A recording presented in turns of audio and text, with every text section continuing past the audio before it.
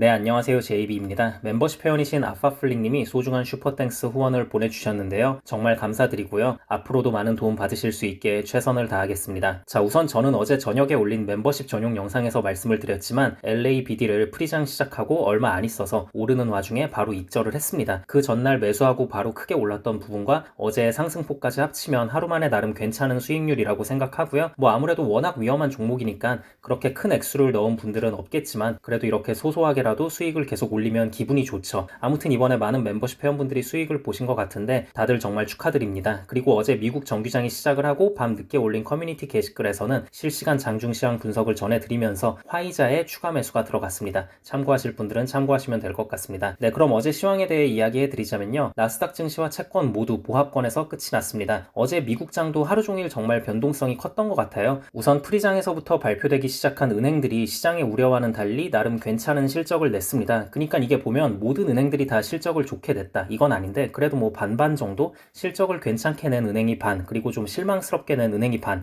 이 정도로 나왔던 것 같아요. JP모건과 시티는 실적이 잘 나왔고요. 특히 JP모건은 작년 한 해 동안 진짜 돈을 믿기지 않을 정도로 엄청나게 벌었더라고요. 그리고 시티는 그 전날 얘네들이 일회성 비용이 크게 발생했다고 하면서 징징거린 부분이 있었잖아요. 실적이 얼마나 안 좋길래 저렇게까지 밑밥을 까나 시장에선 걱정을 했는데 생각보다 되게 잘 나왔어요. 아니 도대체 이럴 거면 왜 징징거린 건지 모르겠는데 특히 EPS가 예상치가 0.09였는데 무려 0.84로 엄청 좋게 나왔거든요. 매출은 예상치를 하회하긴 했지만 아무튼 그래서 시장에선 안심을 했고요. 그리고 뱅크 오브 아메리카와 웰스파고는 순이익이 많이 감소하는 모습을 보이면서 주가가 좀 하락을 했습니다. 근데 아무튼 전체적으로 은행들이 추후 가이던스에 대해서는 자신이 없는 모습을 보인 부분이 특징이라고 볼 수 있을 것 같고요. 제가 각각의 은행들 실적 브리핑에 대한 부분은 어제 실시간 커뮤니티 게시판에 올린 글에 적어뒀으니까요. 관심 있으신 분들은 한번 읽어보시면 좋을 것 같습니다. 네, 그리고 어제는 PPI 수치 발표가 있었습니다. PPI는 CPI의 선행 지표로 쓰이잖아요. 일반적으로 한 3-4개월 정도 선행을 한다고 알려져 있어서 시장에서도 인플레 관련해서 상당히 주목하는 지표 중에 하나인데요. 이 PPI 수치가 잘 나왔어요. 헤드라인과 근원 모두 예상치를 하회하는 수치가 나왔습니다. 그래서 이 수치가 나오자 시장이 좀 환호를 했습니다. 왜냐면 그 전날 CPI 수치가 예상보다 높게 나오면서 약간 불안함을 줬잖아요. 근데 다행히 PPI 수치는 지금 계속 떨어지는 수치가 확인이 되면서 시장이 안심을 할 수가 있었죠.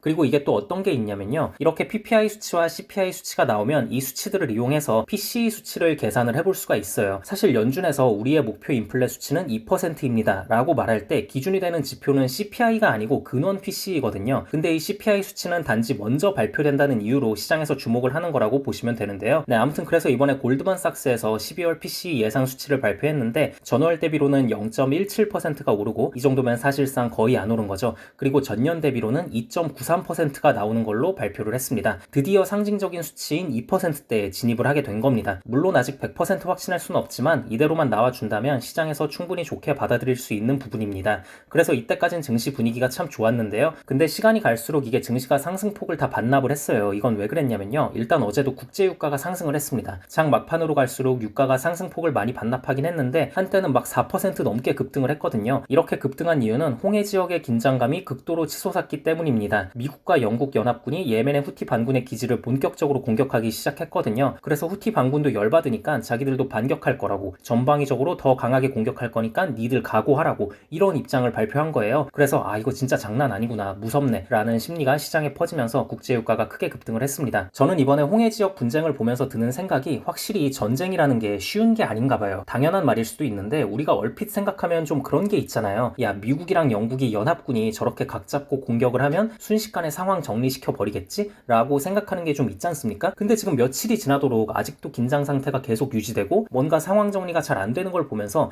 이게 진짜 압도적인 군사력 차이 이런 걸 떠나서 역시 전쟁이란 거 자체가 참 쉬운 게 아니구나라는 걸 느끼게 됩니다. 그래서 아무튼 이렇게 홍해 지역이 계속 혼란을 겪으면 인플레에도 좋을 게 없고 기업들도 부품 공급을 제때 제대로 받을 수가 없으니 이런저런 안 좋은 상황이 발생을 하겠죠. 대표적으로 지금 테슬라의 베를린 공장이 중국에서 보낸 부품이 도착을 못해서 2주간 가동 중지를 해야 하는 상황이기도 하니까요. 그리고 시장이 힘을 못 받고 또 흘러내린 또 한 가지 이유는 역시 기업들의 실적에 대한 걱정 때문입니다. 은행들이 추후 가이던스에 대해 자신 없어 했잖아요. 그리고 경기 둔화가 예상되기 때문에 대출 환경도 어려울 것 같다고 말을 했고요. 그리고 어제 실적 발표를 한 델타항공도 추후 가이던스를 안 좋게 제시하며 9% 가까이 폭락한 부분이라던가, 명품 브랜드인 버버리가 유럽에서 4분기 매출이 무려 7%가 감소하면서 올해 실적 전망이 안 좋을 거라고 말한 부분이라던가, 그리고 테슬라도 중국에서 전기차 판매 가격을 또 인하할 거라는 소식이 전해진 부분이라던가, 된다던가 여러모로 불안 심리가 다시 퍼지면서 어제 증시는 상승폭을 다 반납하고 마무리했다고 보시면 될 것 같습니다. 네, 이 정도가 어제 시황이라고 보시면 될 것 같고요. 다소 좀 암울한 상황처럼 보일 수도 있지만 좋게 생각해 보자면 또 이렇게 증시가 변동성이 커져야 우리가 그만큼 뭔가를 매수할 기회도 생기는 거니까요. 저는 오히려 이런 상황이 굉장히 반갑습니다. 그래서 다음 주에도 또 뭔가를 매수하게 되면 실시간 멤버십 커뮤니티 게시판을 통해 바로 말씀드리도록 하겠습니다. 그럼 다음 영상에서 뵙겠습니다. 감사합니다.